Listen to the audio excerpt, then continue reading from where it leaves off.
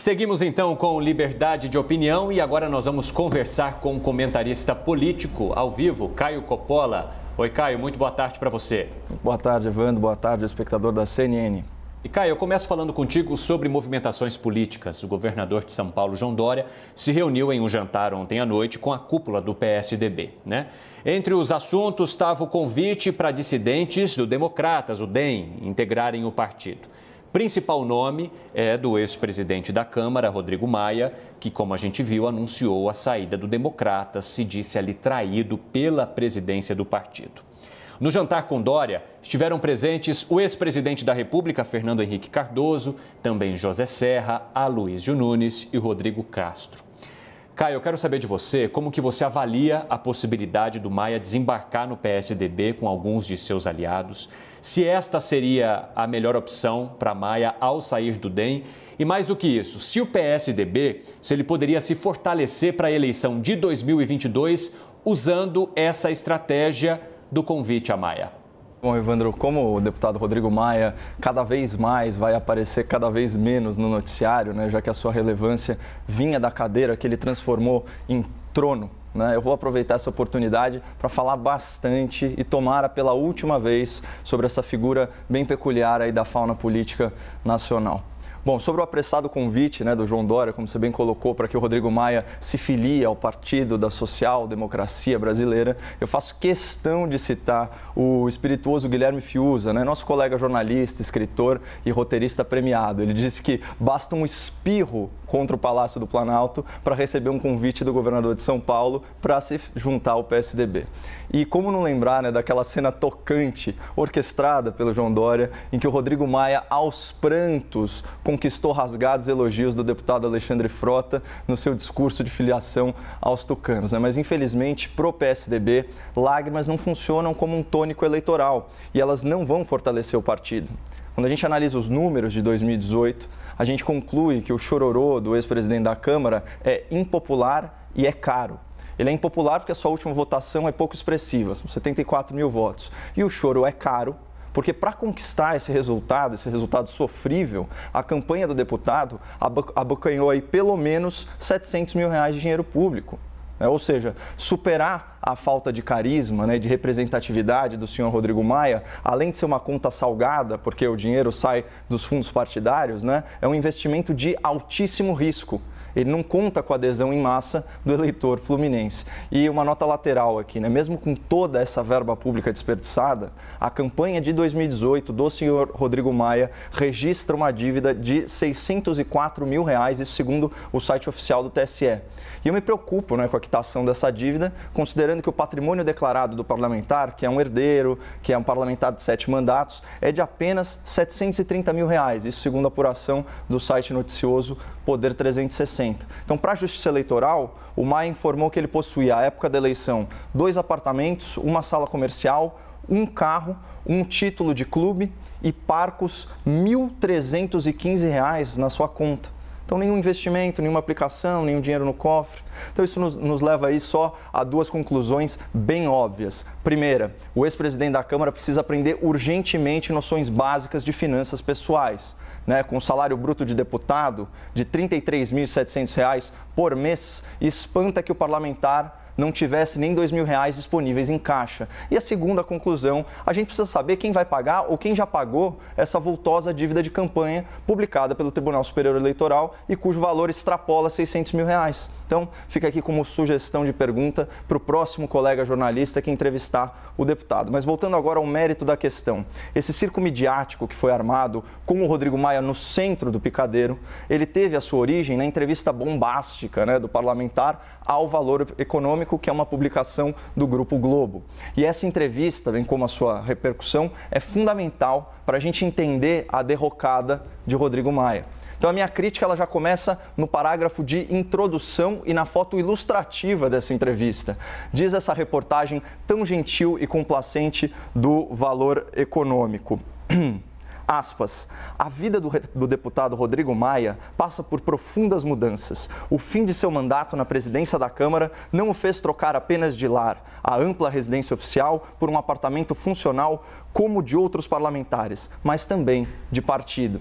E esse parágrafo condescendente, né, ele é precedido por uma imagem simbólica do ex-deputado todo-poderoso servindo seu próprio café, vejam só, que é uma tentativa ridícula de humanizar Rodrigo Maia, gerando empatia pela sua perda de status. Então eu faço questão de trazer aqui para o espectador a descrição do Congresso em Foco, né, que é um site noticioso da UOL, sobre como que é um apartamento funcional, esses comuns assim. Então vamos lá. O imóvel se localiza na área nobre da capital federal, com vista para o Lago Paranoá. Em valores de mercado, o metro quadrado excede 5 dígitos. O preço do apartamento supera 2 milhões de reais e o aluguel chega a 10 mil reais mensais. Tá? Apesar de servir essencialmente para apenas um parlamentar, a metragem é superior a 200 metros quadrados, com 4 quartos. Na suíte principal, cama king size, frigobar, mini adega e banheira de hidromassagem. E os nossos ínclitos parlamentares, né, os distintos representantes do povo, nem precisam gastar energia, porque o AP já vem todo mobiliado com aparelhos eletrônicos e utensílios domésticos. Isso sem falar no salário de 33 mil, na cota parlamentar de 40 mil e na verba de gabinete que excede 1 milhão e 200 mil reais por ano. E aqui fazendo um link, vocês entenderam por que é inacreditável que o senhor Rodrigo Maia declare apenas R$ 1.315 na conta para a Justiça Eleitoral? Bom, é patético esperar a empatia do público por uma perda de status quando você mantém tantos recursos, tantos benefícios e tantas regalias. E, na verdade, o que o Rodrigo Maia realmente perdeu são privilégios nababescos, como listou uma outra reportagem da Folha de São Paulo de 16 de janeiro. Aqui a lista do que ele perdeu. Ele perdeu a residência numa mansão às margens do Largo Paranoá, num imóvel de quase 900 metros quadrados, com amplo jardim e piscina. Né, perdeu segurança 24 horas da Polícia Legislativa, né, o que ajuda a fugir um pouco da sua própria impopularidade. Perdeu a nomeação extra de 46 servidores, isso é praticamente um exército particular de burocratas e de técnicos e também de apaniguados. Né? Perdeu o carro oficial com 2 motoristas à disposição em turnos distintos. E perdeu o avião da Força Aérea Brasileira, a FAB, que é a forma mais efetiva de não ser confrontado com o público pagador de impostos que viaja nos voos comerciais. Então, isso tudo não pertence mais ao cotidiano privilegiado do deputado Rodrigo Maia. Mas, né, evidenciando aí o ridículo da introdução e da foto da matéria do Valor, vamos continuar seguindo aí com os trechos da polêmica entrevista. Olha o que ele disse. Hoje posso dizer que sou oposição ao presidente Bolsonaro. Quando era presidente da Câmara, não podia dizer. Isso é uma confissão tardia, da forma parcial, partidária, né, com que Rodrigo Maia conduziu a Câmara Federal nos últimos anos. E não tem problema nenhum em atuar como oposição ao governo. O problema é fazer isso de forma dissimulada, em detrimento do interesse público, em plena crise econômica e crise de saúde. Né? Então percebam aí o desenrolar dos acontecimentos. Apenas uma semana depois da queda de Maia, o presidente do Senado estabeleceu metas e prazos para a necessária reforma tributária e o presidente da Câmara anunciou que encaminhará hoje para a CCJ a urgente, né, reforma administrativa. Então, tudo isso estava atolado aí no pântano do gabinete do senhor Rodrigo Maia, que monopolizava aí os voláteis holofotes da imprensa militante e conduzia os trabalhos de forma autoritária, sem previsibilidade quanto à pauta, previsibilidade quanto às relatorias, previsibilidade quanto às votações. O Maia foi tão antirrepublicano nas suas pretensões de perpetuação no poder que nem o Supremo Tribunal Federal, tão afeito a reescrever a Constituição, concordou com essa violação grosseira ao texto expresso na nossa lei maior. E aqui cabe uma outra nota lateral, é importante falar isso. Eis o que diz a Constituição Federal no seu artigo 57, parágrafo 4º, né? Isso para desespero dos tiranetes do parlamento. A posse, né, dos presidentes das casas é para mandato de 2 anos, vedada a recondução para o mesmo cargo na eleição imediatamente subsequente. Ou seja, é vedada pelo texto constitucional qualquer reeleição, qualquer tipo de reeleição para o cargo de presidente da Câmara, ainda mais na mesma legislatura. Mesmo assim, 4 ministros do Supremo, com evidente vocação autoritária, votaram contra a lei expressa na Constituição e a favor da reeleição, beneficiando o senhor Rodrigo Maia. Aqui eu vou fazer uma pausa dramática para o espectador adivinhar o nome dos 4 ministros do STF que votaram dessa forma. Já imaginaram? É isso aí. Dias Toffoli, Ricardo Lewandowski, Gilmar Mendes e Alexandre de Moraes. E a título de esclarecimento, o voto do neófito ministro Cássio Nunes, também inconstitucional, só beneficiava a candidatura do senador Davi Alcolumbre. Mas voltando à entrevista, mais aspas aqui para o Rodrigo Maia.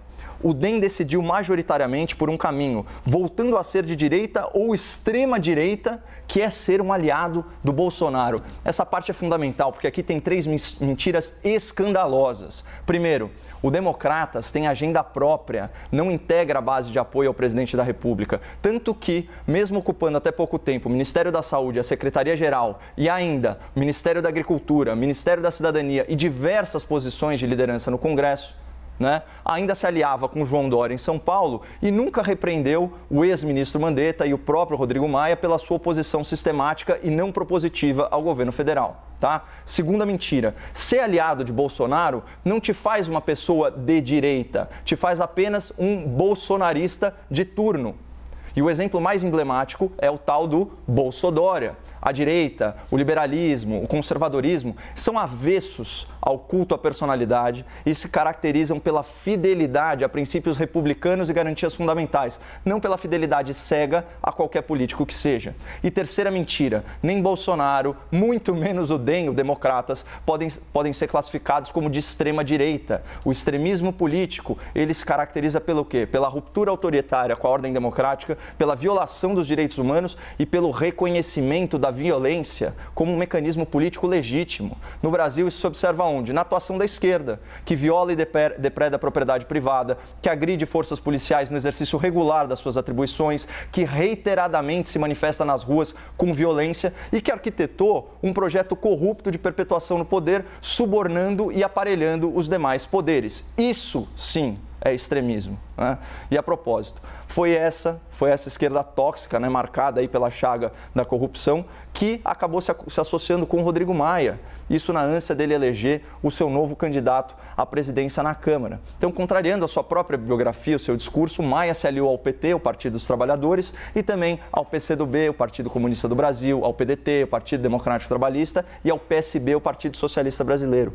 Todos esses partidos, pelo menos atualmente, são contrários à agenda liberal chancelada nas urnas pelas eleições de 2018. São contra a reforma previdenciária, são contra a reforma administrativa, contra a modernização trabalhista e contra as privatizações. E sobre essa constrangedora contradição entre o discurso liberal e a associação política com a esquerda, aqui então eu cito outra frase da entrevista de Rodrigo Maia ao Valor. Ele disse o seguinte: falta caráter, Você falar uma coisa na frente e operar de outra forma, falta caráter. Mas, de fato, há pontos aí de contato entre as agendas de Rodrigo Maia e da esquerda brasileira. Sob a sua presidência na Câmara, o Congresso dificultou a prisão preventiva, tirou a liberdade de negociação para o Ministério Público nas delações premiadas, aprovou a lei de abuso de autoridade, criou o juiz de garantias e engavetou a tipificação do Caixa 2 como crime.